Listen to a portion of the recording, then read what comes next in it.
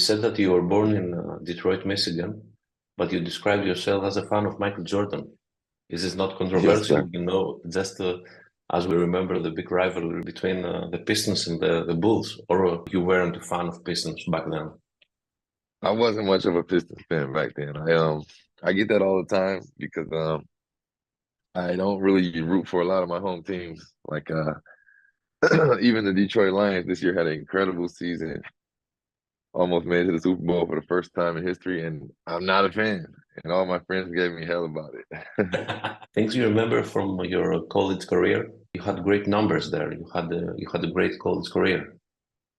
Oh yeah, I did pretty well in school. I played in Big 12, one of the at the time it was said one of the best conferences in the world, and I held my own. And afterwards, your first professional step in basketball brought you in Greece, a place that Yes, sir. maybe you didn't have any idea about playing basketball here. So was it a big surprise for you? It was a huge surprise. It was crazy when I showed up in Larissa for the first time. It was, Much it different than was, Detroit, yeah? oh man, completely different from anything I ever seen. Did you enjoy your time there? Oh, I can say I loved it. I mean, I met some great people, some people that became friends for life, and had a great time, great memories. You have still connections with some of your teammates back then or your coaches? Do you like keeping in touch with people that you work with? I do. Like I said, I met some guys along the way that became like my brothers, and we keep in contact to this day. And I try to see them when I can, but we're all busy in our lives, so that's the way it works. Afterwards, you had a transfer in one of the greatest powerhouses of basketball in Greece, and this is Aris and the city of Thessaloniki. And I guess that was something also different than you expected, yes?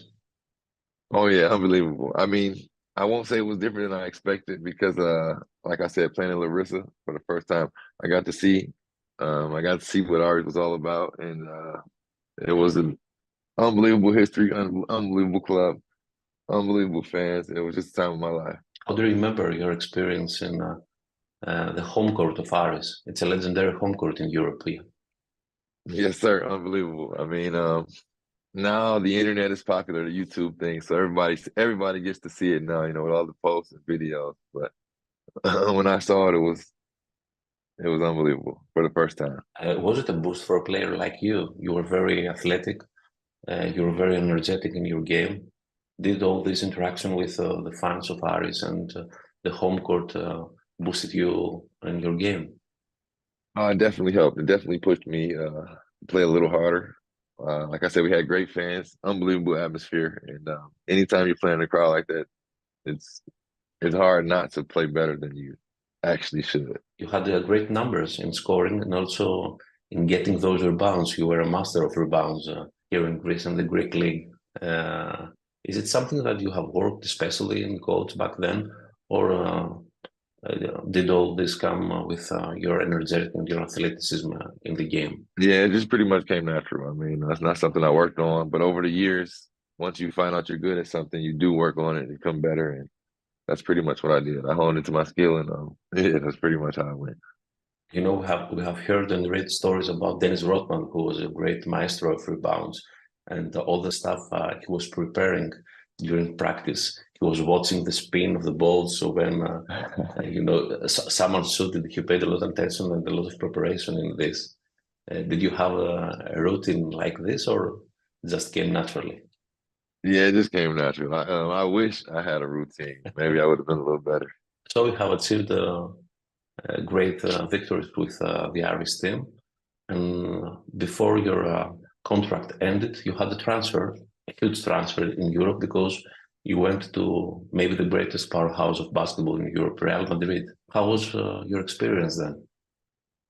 It was an unbelievable experience. Real Madrid is a great club, one of the best clubs in Europe, of course. Everybody knows that. And it was a great experience. I mean, we didn't win as much as we felt we should have while I was there, but great experience nonetheless. And I honestly never really wanted to leave Greece. That wasn't my choice, but it happened the way it happened. And life happens. I think your mentality and this character you had was pretty well matched in Greece, and especially in Team Aris. So I think everybody knew that you would prefer, if things were different, the financial terms, you would like to stay in Greece and Thessaloniki. Oh yeah, definitely. If it was my choice, I would have never left. I mean, that was home for me, and it was just a great place to be, and I really enjoyed my time there. Besides basketball, how was your life in Thessaloniki? How do you remember, the city and the people and the time that you spent here? Oh, it was amazing. I mean, I pretty much turned into a Greek guy. I mean, I already had you feel so, eh?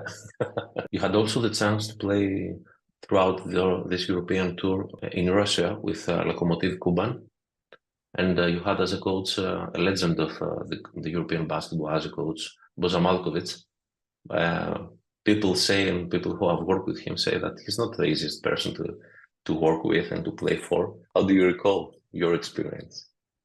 So I got lucky from what I hear. Okay. When Coach Malkovich coached me, he was a little older, and he was a little more lax. We still had to get after it in practice. And we also had Coach Thanasis as well. My coach from Aris was my assistant over in Locomotive. Yeah. So Coach Malkovich usually let Thanasis do all the dirty work. So a lot of guys will tell you the same thing about Thanasis that they're telling people about Malkovich, because he did all the dirty work at that time. But great coach. We had a great season. The season he coached us over in Locomotive. Great memories, like I said. I think not only he was older, Bόζινταρ Μάλκοβιτς back then, but yes, the Greek assistant was the positive impact for you and him also. So that's why you have so cool experience from Coach Malkovich. I'm sure you have heard a lot about him. So I was already in Locomotive when Coach Malkovich signed. So when he signed, guys were telling me stories that made me want to leave the club. Like, they're like, we're going to run. He's going to kill us. He's crazy, this, that. But he came. He was a really, really cool guy. Great coach. And I mean, and we won. So it was a great situation. What do you think about the differences between, okay, you had the experience in college basketball back in the States and the European basketball, but as far as it concerns the coaches and the coaching in general, how do you feel about the differences between the two worlds of basketball? I mean, coaches are, well, basketball itself is different. Basketball in the United States is 100% different than basketball in Europe. I mean, as you see, the United States may come over to the World Games and win the gold, but you have a European guy in Luka Doncic, who's the best player in the NBA. So it's completely different, but when it comes to coaching is usually the same. Like all of my coaching experiences have been guys who probably weren't really good at the game of basketball, but just knew what they were talking about. Like guys who, if you trusted them and did what they told you, you'd be successful. And that's why I respect coaches in general. And I have a lot of respect for all the coaches that coached me along my way. You said earlier about Luka Doncic and the effect that European players have in NBA right now. We have a top 3 European players in the States, Luka Doncic, Nikola Jokic, and Giannis Antetokounmpo. Do you think it's a positive impact for the league and for the American professional basketball? Or is it a lack of talent at this time as far as it comes from the American players?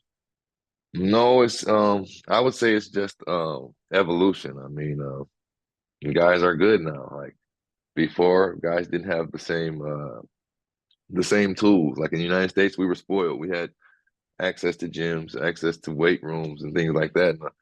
And when I came to Greece, like I noticed it was different. Like there weren't too many gyms with the doors open for guys to come and get shots up, lift weights on free days. Like, so it's different.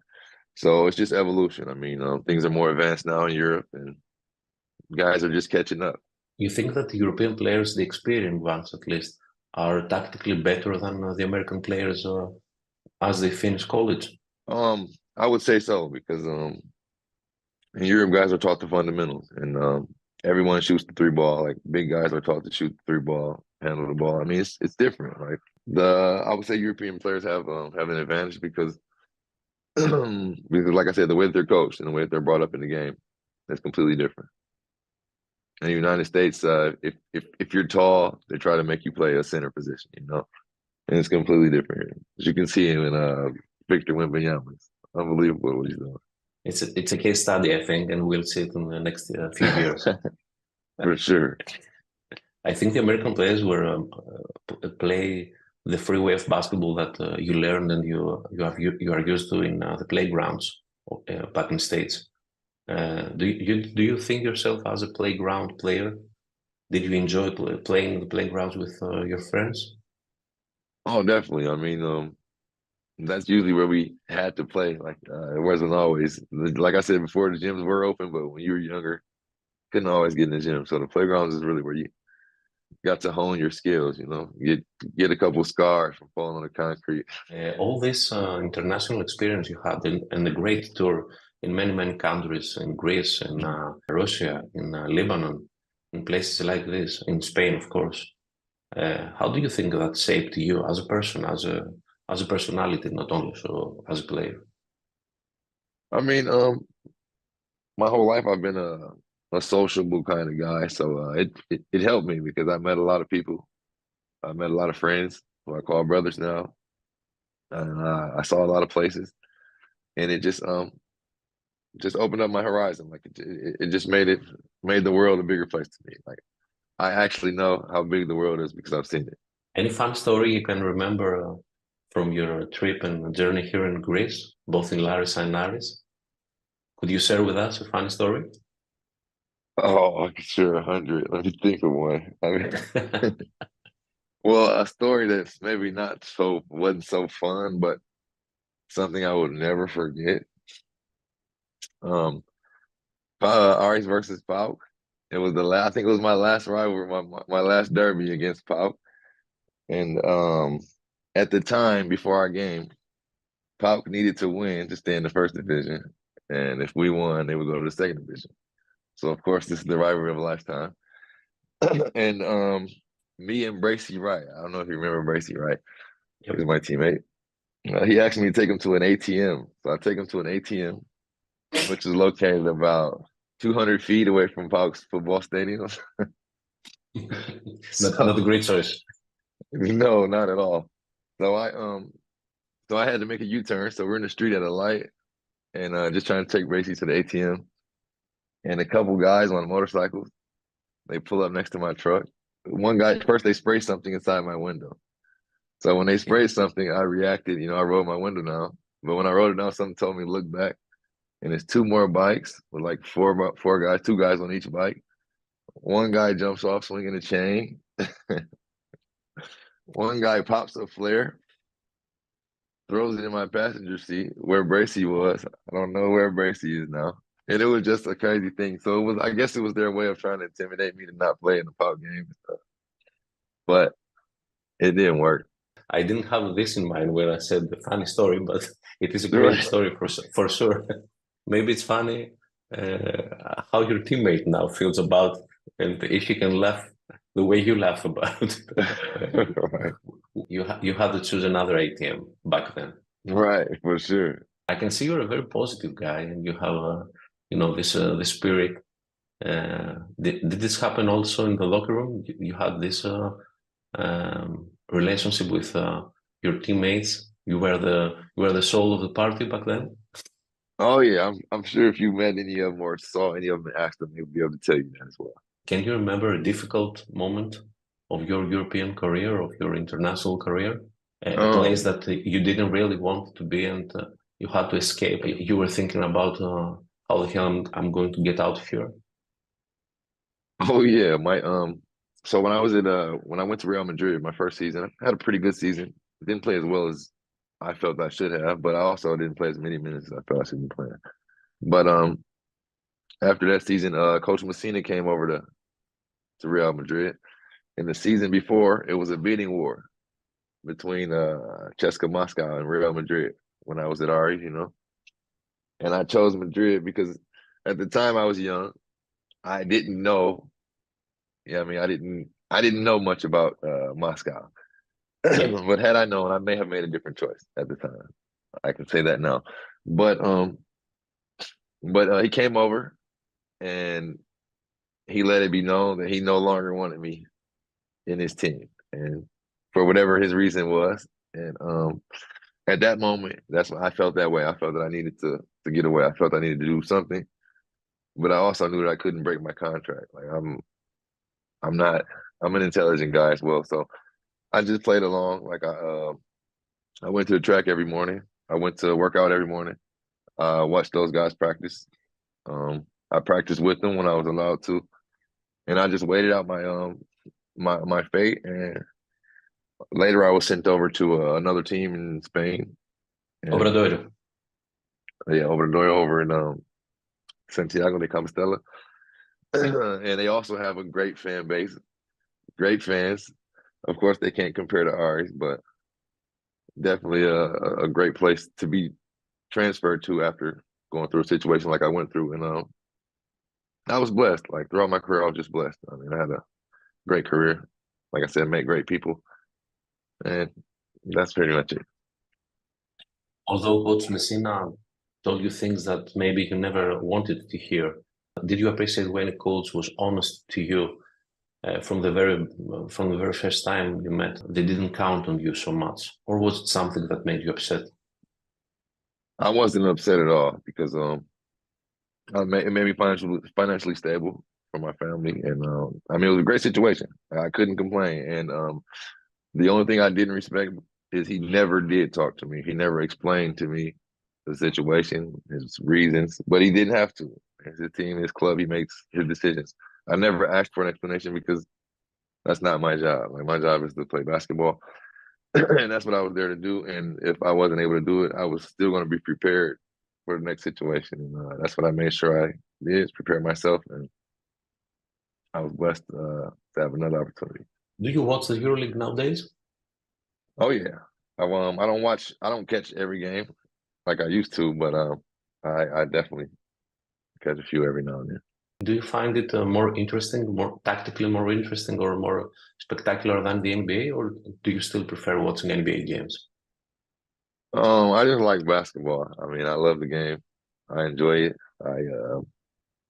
I've been teaching kids, so I like to stay updated so I can fill them in on players, so I'm not out the loop. Tell us a few things about what you do nowadays about basketball. Do you have an activity there? Oh yeah, well I actually still play, but I'm not as fast as I used to be. No, but I train kids now, and I've been getting into coaching. I haven't started coaching yet, but like I said, I train kids, and I've been asked to help with a couple of AAU teams. I'll probably get into it this summer, but we'll see how that goes. Is coaching the plan in your life? How do you see yourself in 5, 10 years from now? Oh yeah, I definitely plan to be coaching on some level, because I feel that I'm good at it. Like I'm a great teacher. I'm a great motivator. People listen to me. I don't know if it's because I put the work in, so I give people's respect. Do you smile so much when you teach basketball to kids? I Or, do. I try to because they drive me insane.